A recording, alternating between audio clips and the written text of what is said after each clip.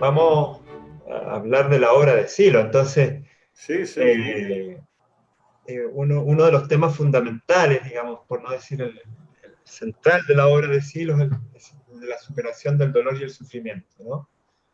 Y como vamos a ir también mencionando algunas obras, como para que la gente pueda ir refiriéndose a esas obras, hay dos obras fundamentales, una que es, bueno, la locución de Silo, la arenga, del 4 de mayo del Sí, 69, sí. de 1969, que se llama La curación del sufrimiento, justamente, y que algunos humanistas y loístas dicen que es como el puntapié inicial del movimiento humanista, y por otra parte la mirada interna, digamos, que también, inclusive desde el primer capítulo, ya plantea los objetivos que están muy relacionados al tema de la superación del sufrimiento, ¿no?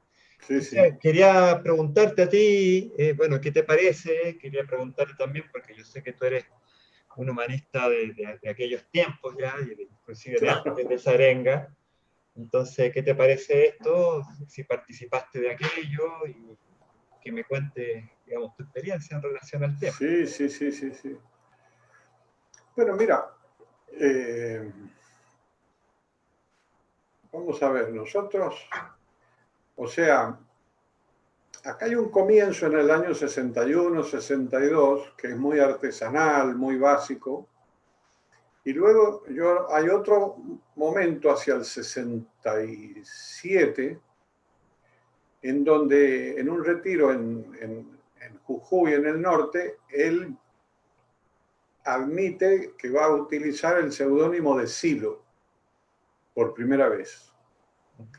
Luego de allí, nosotros y otros amigos que estábamos en aquellos tiempos nos íbamos a dedicar a formar grupos, a la difusión. Y él menciona muy bien, mientras tanto yo me voy a dedicar a lanzar el fenómeno Silo.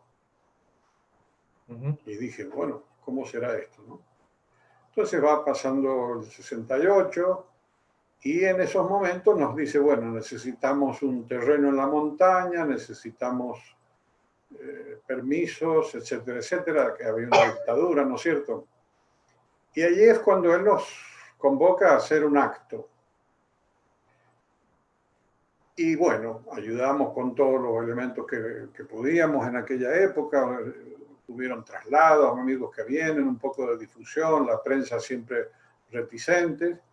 Y cuando llegamos allí al lugar, ¿no es cierto?, él nos sorprende con esa temática, porque no estábamos muy habituados a esa temática. Lo que más conocíamos es un poco el principio cuando él habla del que se va a dirigir a los fracasados, que Ajá. eran los que tienen el fracaso en el corazón, ¿no es cierto?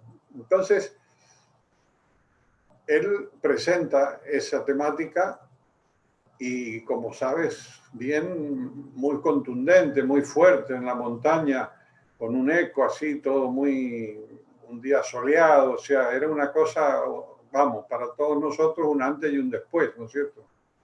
Ajá. Pero, y allí él plantea el tema de la violencia, de la excesiva violencia, que cómo se la va a detener, y plantea el tema del sufrimiento, la superación del sufrimiento, plantea el deseo como la fuente de todos estos dos problemas, Ajá. plantea la metáfora del carro del deseo, que se le va poniendo ornamentación a las cosas y después el caballo de la necesidad no puede con ello, ¿no? Entonces, la síntesis va a ser, tenemos la violencia, el sufrimiento, la raíz es el deseo y sobre todo el afán posesivo del deseo, y la manera de ir resolviendo esto a tranquilizando el deseo y atender más a las necesidades, ¿no es cierto? Inclusive en una segunda charla él va a decir, mata el deseo y atiende tus necesidades. Y con eso de las necesidades va a seguir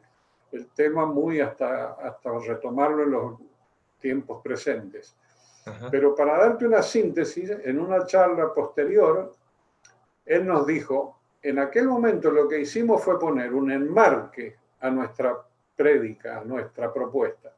Ese enmarque es la no violencia, superación del sufrimiento. O sea, con ese enmarque ya podemos decir muchas cosas y no tenemos problema de referenciarnos, ¿no es cierto? Y por supuesto hubieron muchos comentarios sobre el tema, como que en Occidente, por ejemplo, se ha tratado muy poco el tema del sufrimiento, un poco y nada, hasta el último siglo del XIX, cuando se habla del malestar de la cultura y surgen las terapias, pero nunca, no hay en filosofía, en la sabiduría no se lo trata, y a la violencia se la ha naturalizado, parece que es parte de la vida cotidiana. Claro. Entonces ahí tenemos ese enmarque que decimos, ¿no es cierto? Y bueno, pero un hecho muy importante que a mí siempre me gusta contar de aquella arenga fue que él, cuando llevaba un caduceo, ¿no es cierto? Un caduceo que era como un símbolo de magistratura, de conocimiento, pero él en un momento dado, al final de la arenga, lo da al público, ¿entiendes? Le dice, cuando él pronuncia la frase, a ti, hermano mío, te arrojo esta esperanza, para que eleves tu espíritu y no olvides elevar tu cuerpo, y que hay que aprender a reír y que hay que aprender a amar.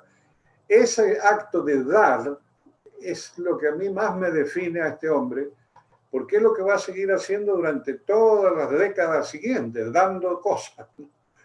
Y justamente lo que tú planteaste de los libros, al año siguiente, no, a los 2 años más o menos, viene el tema de la mirada interna, que va a ir planteando cómo resolver esos problemas de la violencia y del sufrimiento. O sea, nos va a dar herramientas, ¿no? Ajá. Fíjate que ahora que se están recuperando y digitalizando muchas charlas y qué sé yo, por ejemplo, hay una que he visto hace poco que menciona y nos dice, lo más importante para nosotros va a ser la trascendencia y superar el sufrimiento en nosotros y en los demás. Ajá. Y para eso tenemos elementos, por ejemplo, y va a presentar los 12 principios. Los principios de acción válida. Exacto. Entonces, en la mirada interna vamos a tener el tema de mirar internamente, de vernos como qué tenemos adentro para irlo cambiando, modificando, mejorando.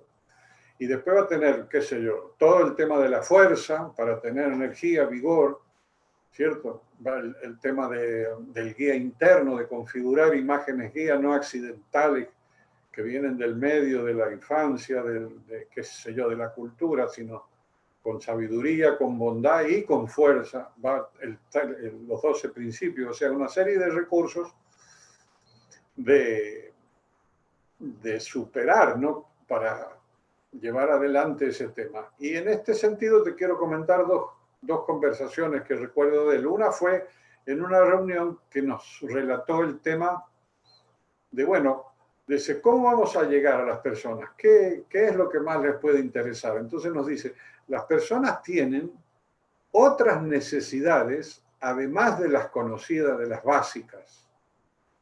Tienen necesidades de afecto, de afectividad, necesidades de reconocimiento, de relación, de participación y otras necesidades más internas. Y nosotros nos compete armar ámbitos y proponer recursos para que las personas puedan satisfacer esas necesidades. Fíjate qué definición más clara de nuestro quehacer, ¿no? Sí. Y luego ya, en la época más reciente, él nos va a hablar de dar en el clavo con nuestras necesidades y sobre todo con esa gran necesidad más profunda que pueda tener cada uno que moviliza fuerzas interesantes.